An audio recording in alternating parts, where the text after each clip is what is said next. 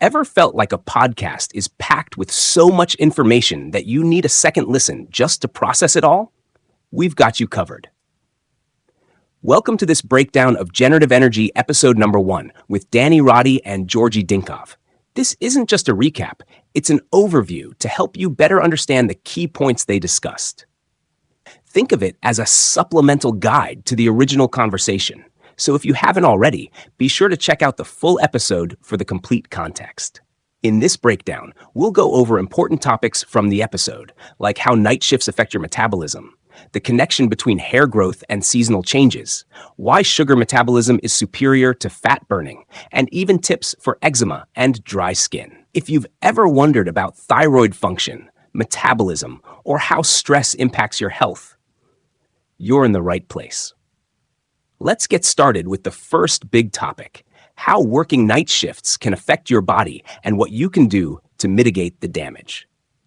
Working night shifts might pay the bills, but is it costing your health?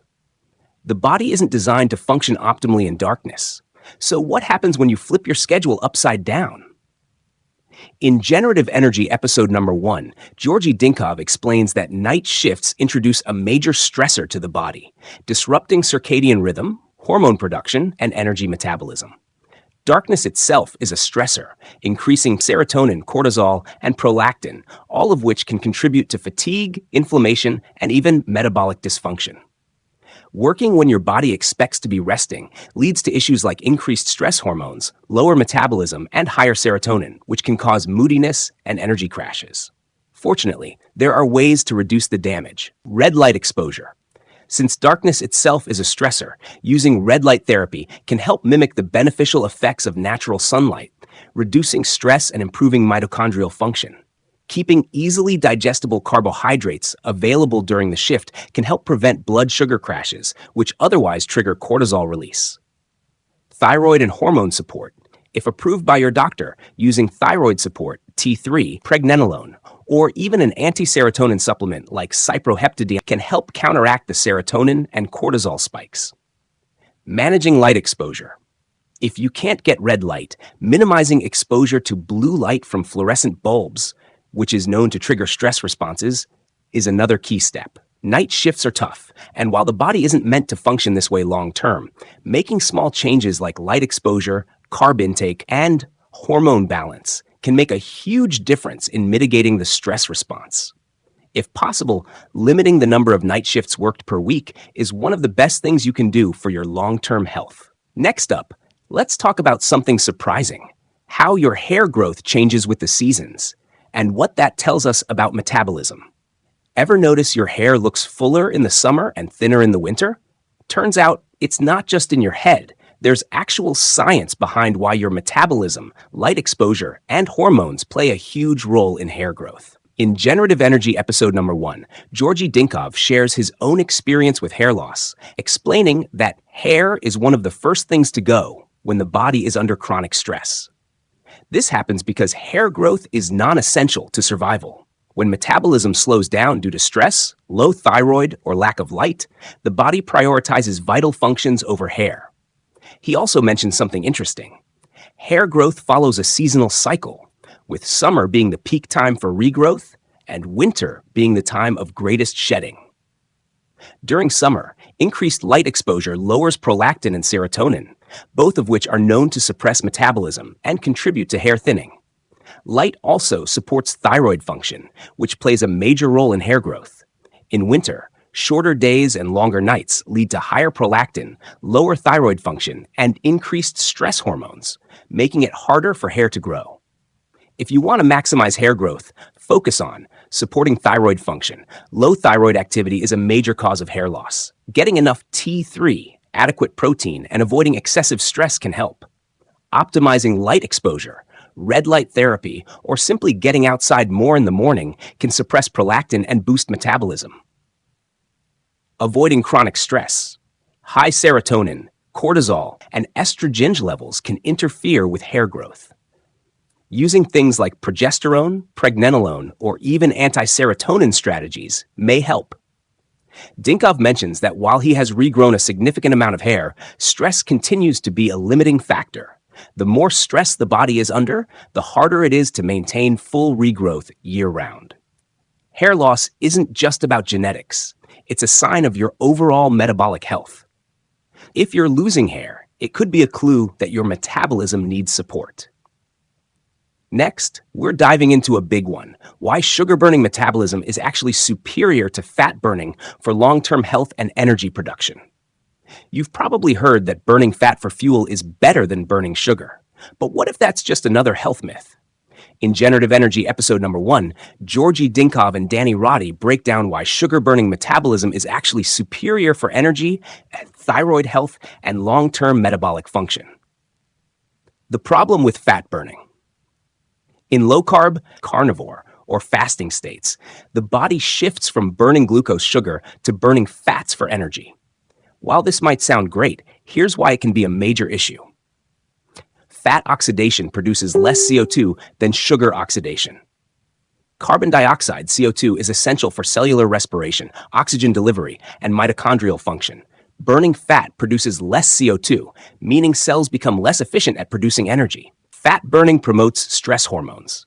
When you rely on fat for energy, stress hormones like cortisol and adrenaline rise to help release stored fat. Over time, this can downregulate metabolism, increase inflammation, and lead to long-term stress adaptation.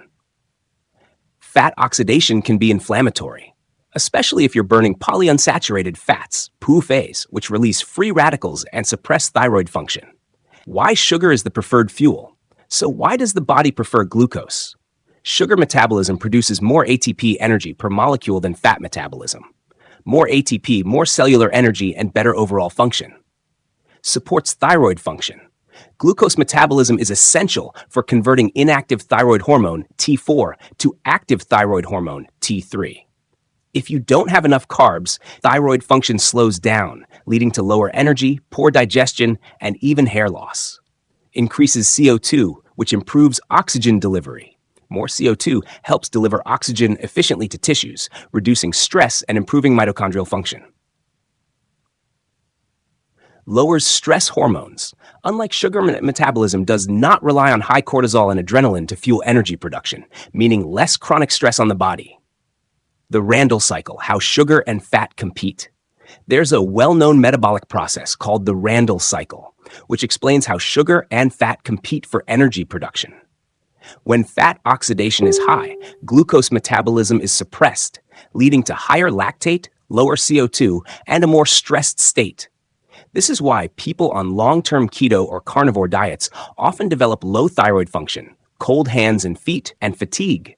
They've forced their bodies to rely on fat oxidation, which isn't as metabolically efficient as sugar oxidation. What to do instead? If you want a high-energy metabolism, consider prioritizing sugar as a fuel. Fruits, honey, orange juice, and well-cooked starches like white rice and potatoes provide clean-burning glucose without excessive stress hormones. Avoiding PUFA-rich fats. PUFAs block sugar metabolism and promote inflammation. Stick to saturated fats like butter, coconut oil, and beef tallow, supporting thyroid function. Since sugar is essential for proper thyroid conversion, make sure you're getting enough carbs daily to fuel metabolism. So next time someone tells you that fat burning is superior, remember, your body prefers sugar for energy. Fat oxidation is a stress response, not an ideal state. Carbs support metabolism, thyroid, and energy levels. Up next, we're breaking down a common skin condition, eczema, and why it might be linked to estrogen dominance, stress, and low vitamin D.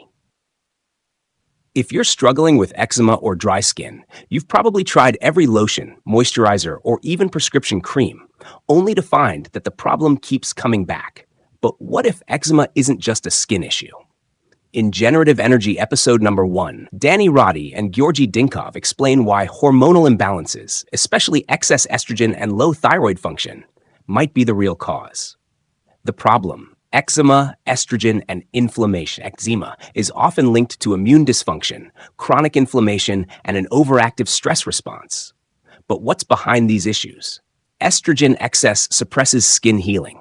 Estrogen promotes the release of histamine, which increases inflammation and worsens allergic reactions like eczema.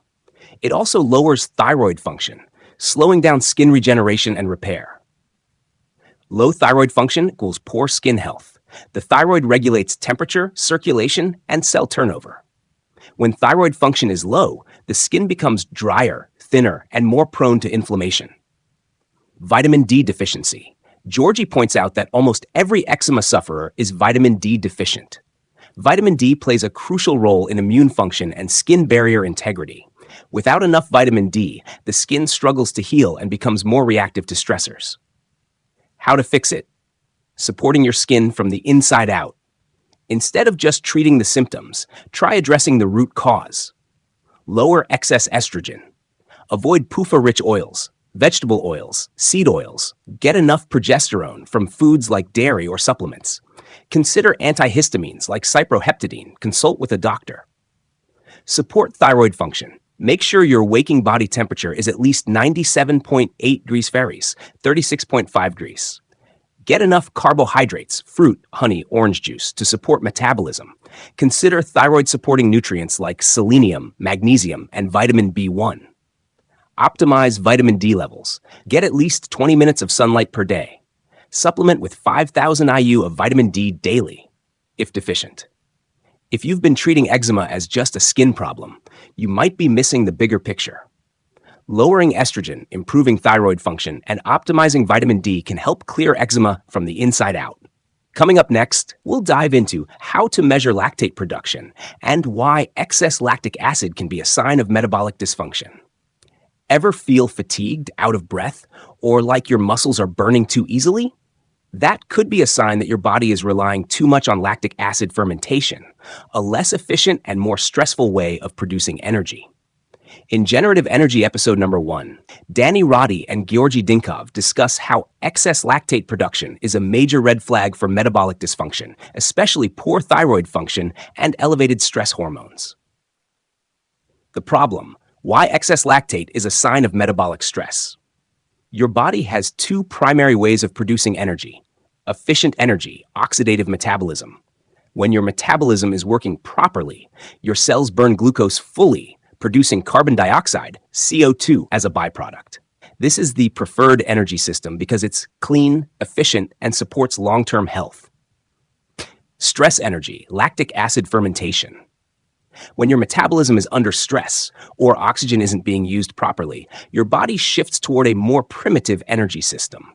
Instead of fully burning glucose, it creates lactic acid, which lowers oxygen delivery to tissues, increases inflammation and stress hormones, signals metabolic dysfunction, often tied to hypothyroidism or chronic stress.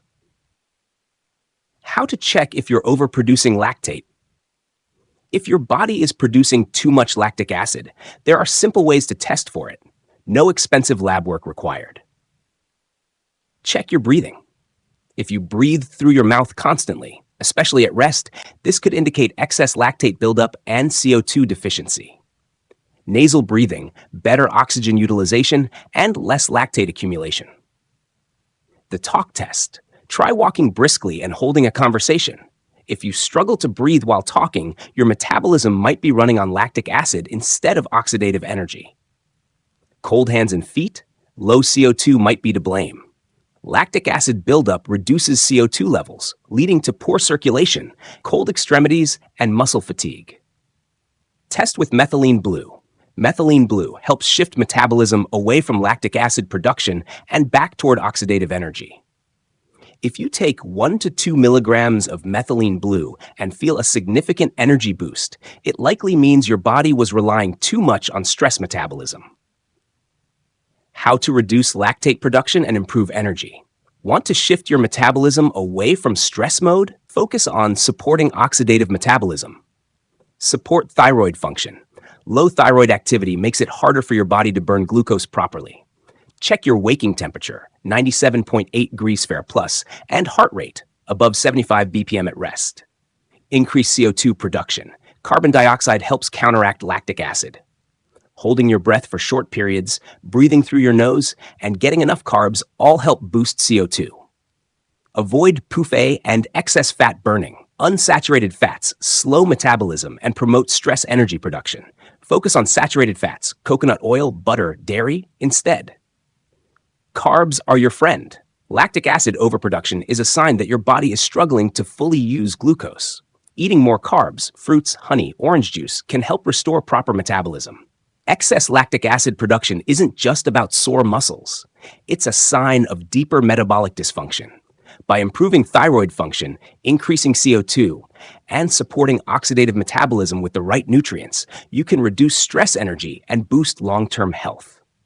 Coming up next, we'll break down prolactin, estrogen, and how neurotransmitters can influence your blood work results. Think your blood work gives you the full picture of your hormone health? Think again. In Generative Energy episode number 1, Danny Roddy and Georgi Dinkov break down why prolactin and estrogen levels on a blood test don't always tell the full story. Here's why relying on standard labs can be misleading and what to look for instead. The problem: blood tests can miss tissue-level estrogen. Most doctors measure serum estrogen levels to determine if you have too much or too little estrogen. But here's the catch: estrogen acts inside tissues, not just in the bloodstream. This means you can have normal or even low estrogen in your blood while having an estrogen excess inside your tissues. Example: men with gynecomastia, chest fat, and hair loss.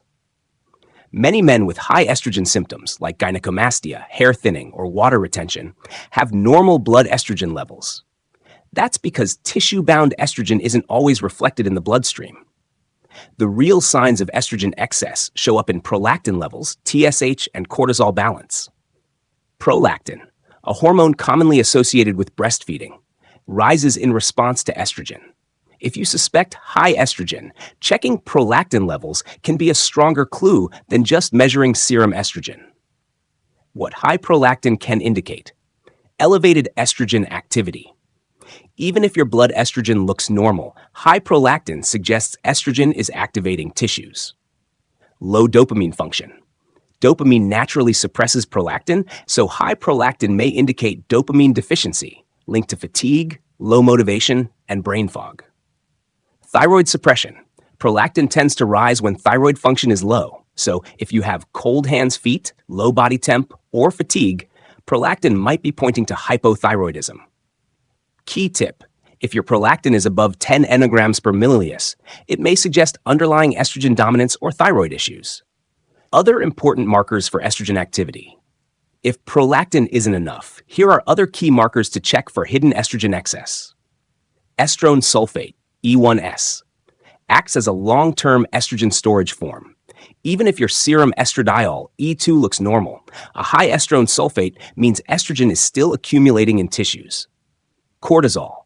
High estrogen and high cortisol go hand in hand. If you have chronically high or dysregulated cortisol, it likely means estrogen is affecting stress metabolism.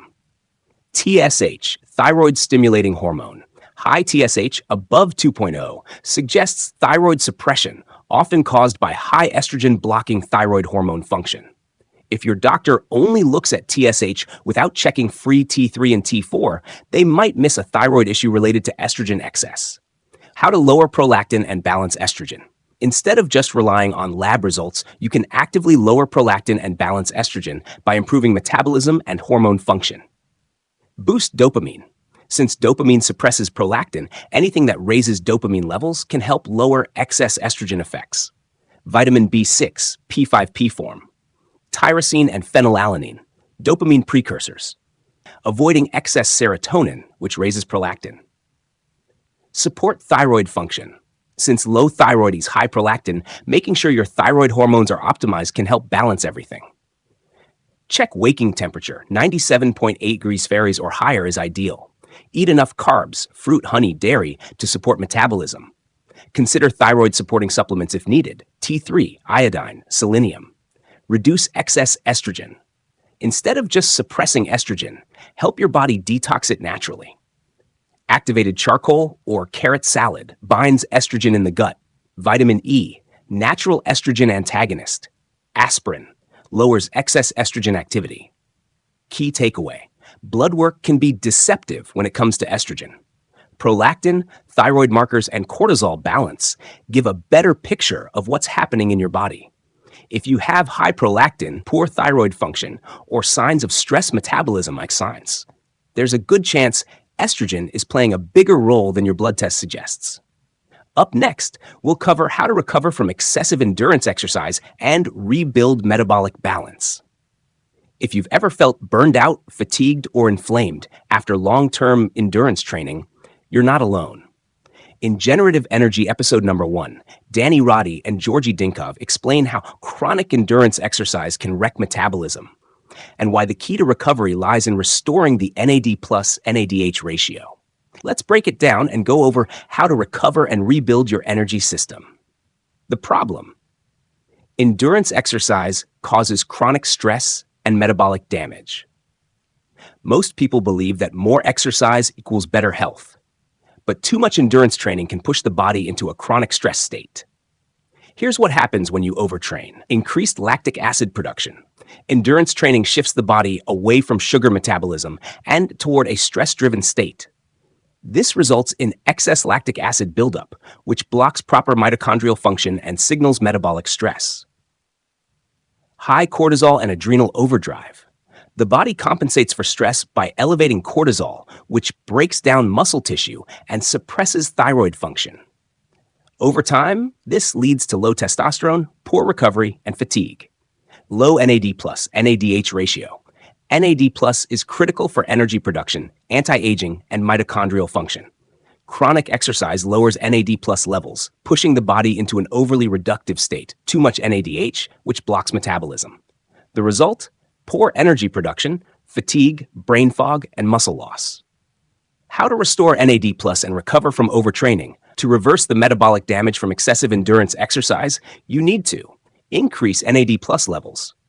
Shift metabolism back to sugar burning instead of stress metabolism. Lower stress hormones, cortisol, adrenaline, serotonin.